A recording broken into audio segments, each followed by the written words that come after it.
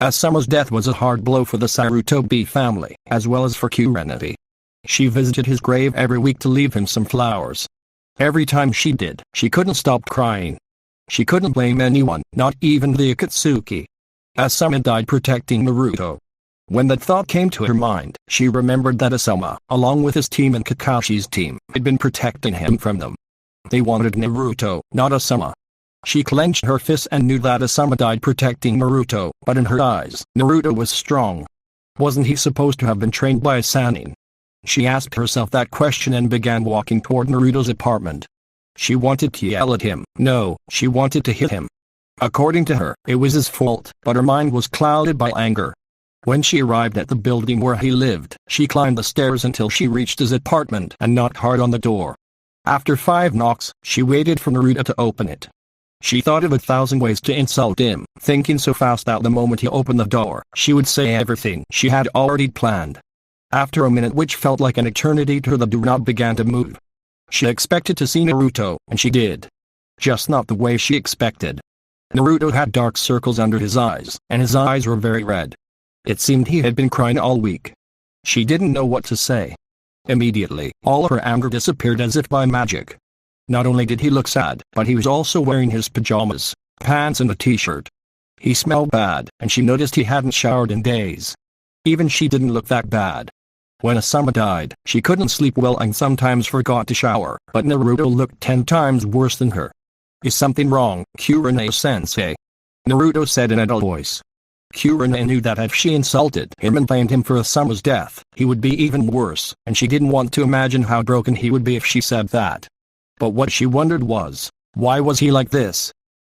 Well, Naruto, I just wanted to see how you were, and Naruto rolled his eyes, annoyed and irritated.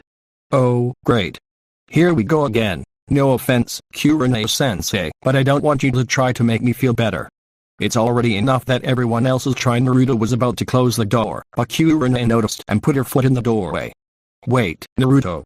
I didn't come for that. Naruto looked at her, not really wanting to talk, but he made an effort. Oh? Then why did you come? Kurenai didn't know what to answer. The real reason she had come was to insult him and hit him, but seeing his condition now, she was only worried about him. I just wanted to know why you look so miserable. Naruto looked confused and even a little offended. What? Don't you know what happened? Kurenai shook her head. I know Asuma died, and you've been very depressed because of it so much that you disconnected from the outside world.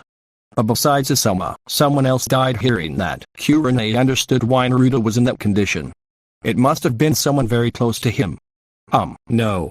I don't know who else died. Naruto sighed heavily and spoke with pain. The person who also died was Sakura. When she heard Sakura's name, Kurenai couldn't react. She felt as if her heart had stopped. It was the same feeling she had when she found out about Asuma's death, just slightly less painful this time. Now she understood. I don't know what to say, Naruto. I'm sorry that I'm sorry. Made Naruto raise an eyebrow doubtfully. Why are you apologizing, Kurenai-sensei? It wasn't your fault. You weren't even there, were you? She decided to tell him the truth. Naruto, the reason I came at first was to blame you for Asuma's death. She said it almost in a whisper, but Naruto heard it perfectly. Still, he didn't complain or react. When she looked into his eyes, they were still tired, empty, and lifeless. I see. Well, if you want to do something to me, hit me or even kill me, go ahead. Hearing those painful words, Kurenai felt devastated and guilty. Naruto, I don't want to do any of that. I let my anger control me. I'm sorry. I know it wasn't your fault. Asuma wanted to protect you and died doing his duty. She entered the apartment. Fortunately, it wasn't dirty. Naruto, I have to say this.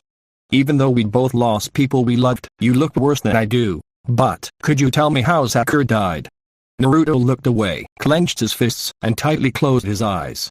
I don't want to talk about it, Kurenai-sensei. I don't want to, he said, almost crying. Kurenai understood how important Sakura had been to him. Not knowing what else to do, she stayed closer and hugged him. Don't be sad, Naruto. I know this hug isn't much, but I want you to know that I'm here for you. Naruto let out a long sigh, as if releasing his deep depression for a moment. Thank you, Kurenai. I really appreciate it. He turned around and hugged her as well. And I'm here for you too. For Asuma-sensei's death, Kurenai let a tear fall. Thank you so much, Naruto. They stayed hugging each other tightly until Naruto finally pulled away. Sorry, but my feet hurt from standing so long. Would you like to sit down? She nodded and sat on the sofa. Naruto, what things make you happy? Naruto thought. Nothing made him happy when he was alone. Being with my teammates makes me happy. Training, going on missions, and being with Jiraiya. But when I'm alone, I don't know what makes me happy on my own. Kurenai realized that Naruto suffered more than she had ever imagined. Hey, Naruto, is there something entertaining we can watch on TV? Yeah, I have some movies. They watched one together, ate popcorn, laughed, and for a moment, everything felt normal. When the power went out, they both stood up. Thanks for visiting me, Naruto said. I feel better now. You're welcome, but promise me you'll take a shower. I will before leaving, she said, and just call me Kurenai. When she stepped outside, it had started to rain. She moved closer, and without thinking, kissed him. Naruto froze for a moment, then kissed her back. After that, Kurenai hurried away. Both of them, confused, knew that nothing would ever be the same again. End of part 1.